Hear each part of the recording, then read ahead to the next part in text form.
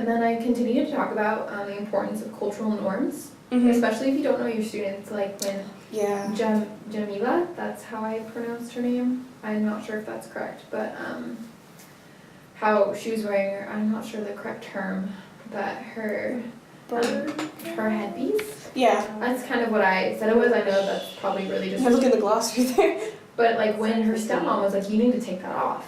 It's like you don't know how that makes her feel. Yeah, and it was just like really uncomfortable to see her kind of take it off and really like show herself. You know, so like as a teacher, I think it's important that you do know these cultural norms so that you're not saying something that you think isn't fine, but like for them would be really uncomfortable and really rude. Yeah, it's kind of like how there's been all those heated debates about like, oh, you're in America, you shouldn't wear those head coverings, and you need to take them off, and we're liberating you. You know, it's like. But you're also taking away their... Yeah, that's part of their culture, you know? And, like, it's so funny because I had always been on, like, I before was always on the side of, no, take it off, be liberated. But then once I started learning and taking these classes about culture, you know, it's just like, oh, that's kind of culturally insensitive, and it should be their choice, and we're kind of pushing our beliefs on them. It's not cool. Yeah, I just thought about the stepmom was quite rude with that, and I just would hope that, like, as, like, I meet children that I know I won't disrespect who they are, but I want to like actually connect with them and maybe like why, like what's traditional about wearing something like that, or what's symbolic. Like I want to know why. Good idea, yeah. Because they feel like just like take it off. Yeah, it's just like, that'd be like asking someone to take off like a turban or a yarmulke or something like that, you know? It's really like rude, and so I really like connected with that and got to see what it might have felt like if like one of my students was feeling that way. So that's how I took my window. That's a good window. Evaluate. Ooh. Okay, we have about 11 minutes left. I really like the tunnel text. I feel like it's something that can be used later on, especially, well, it's all about different types of like informational texts, because the chapter you read was just biographies.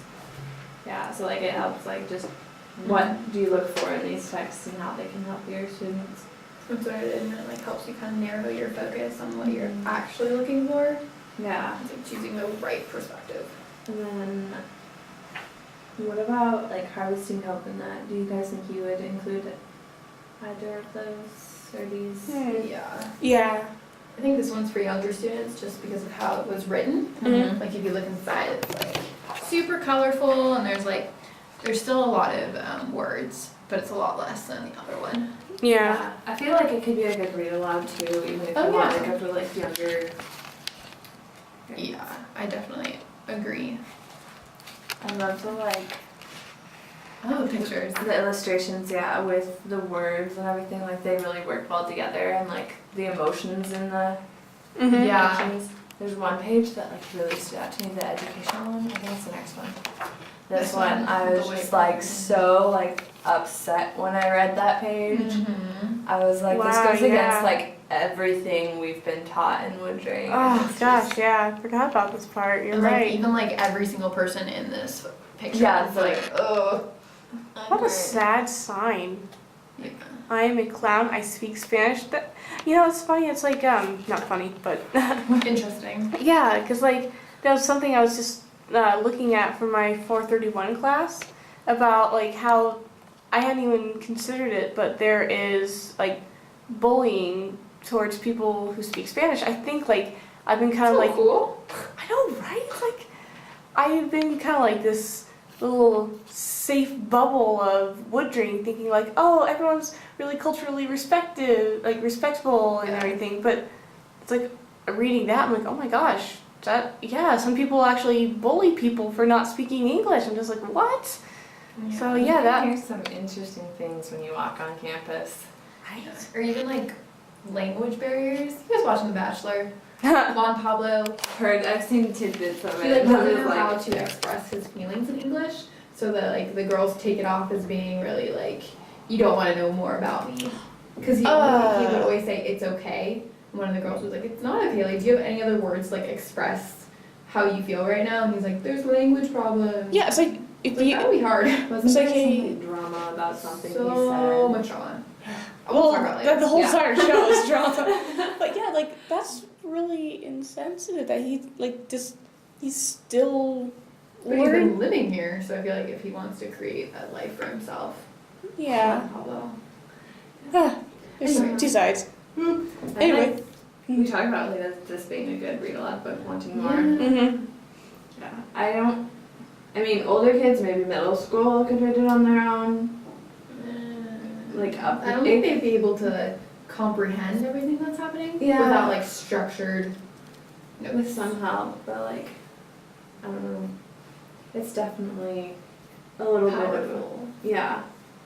But, like, I feel like the other thing is like the different words, like the I don't know The glossary. language. Yeah. Like, I feel like if I was able to take each word from the glossary and pull up a photo and like have the photo connect or like have Mhm. them make their own glossary, it could be really awesome. I kind of took the same idea from you, how the tunnel chapter really outlined how to choose a good Mhm. biography. Mm-hmm. Yeah. And also like knowing the different types kind of narrows my focus in which lesson plan I actually want to teach them or which event or which person I want to actually show them about. Yeah.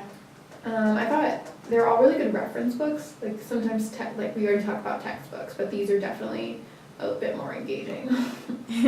And then I thought these books were all credible and accurate just Yeah. because even if they don't tell the whole story, they're not from what we don't know about wanting more. They don't add in things that aren't true. Yeah. And like the authors I was reading about them, I was like, wow, okay, you sound like you could write something like And this. if they didn't know something, I think this one said that they like went and found like people who were credible and like talked to them about it and like had their books like scanned for accuracy and things like That's that. pretty cool.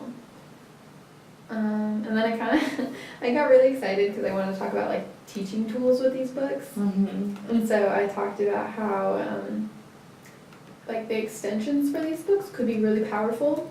And like if you're working with young students and writing their own biographies,